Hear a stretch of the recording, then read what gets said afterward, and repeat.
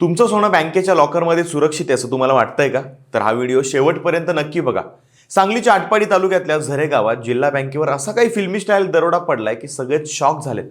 चोरट्यांनी 22 locker gas कटरने कापून टाकलेत आणि तब्बल 7 किलो सोनं आणि 20 किलो चांदी लंपास करण्यात आले असा प्राथमिक अंदाज सांगितला जातोय. नेमकं काय घडलंय आणि कसं घडलंय सांगतो. मध्यरात्रीच्या सुमारास चोरट्यांनी खिडकीचे गज कापून बँकेत प्रवेश केला. गॅस कटरचा वापर करून त्यांनी एका पाठोपाठ एक 22 लॉकर फोडले. या दरोड्याची व्याप्ती इतकी मोठी होती की एकूण चोरीचा आकडा हा कोट्यवधींच्या घरात असू शकतो. सोनं आणि चांदी सोडून अजून किती कॅश लंपास करण्यात आले याचे आकडे अजूनही समोर आलेले नाहीयेत.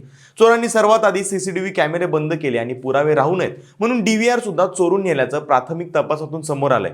कोणतेही फिंगरप्रिंटही आढळलेले नाहीये. याचा अर्थ चोरटे हातमोजे घालून आले असावेत असा अंदाजही वर्तवला जातोय. बरं, आश्चर्याची गोष्ट ही की याआधी सुद्धा एका वर्षापूर्वी चोरीचा असाच प्रयत्न झाला होता, पण तो फसला. असं झालं असून सुद्धा बँकेने अलार्म सिस्टीम किंवा ॲडव्हान्स सुरक्षा का लावली नाही हा मोठा प्रश्नच आहे. स्थानिक आमदार आणि वरिष्ठ पोलीस अधिकारी घटनास्थळी भेट देत आहेत, पण ग्राहकांच्या डोळ्यांमध्ये फक्त अश्रूच आहेत. आटपाडीच्या या घटनेमुळे ग्राहक चिंतेत आहेत, कारण लॉकरमधील दागिन्यांची 100% भरपाई मिळेलच याची शाश्वती नसते.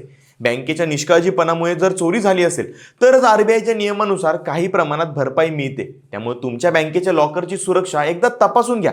तुम्हाला वाटतं का की जिल्हा बँकेमध्ये आपली मालमत्ता सुरक्षित आहे, की बँकांनी आता सुरक्षेसाठी हायटेक तंत्रज्ञान वापरायला हवं? तुमची प्रतिक्रिया कमेंटमध्ये नक्की सांगा आणि हा व्हिडिओ आपल्या ओळखीच्या लोकांपर्यंत पोहोचवा ज्यांनी बँकेत लॉकर घेतलंय. आणि अशाच माहितीसाठी फॉलो करा लगाव बत्ती.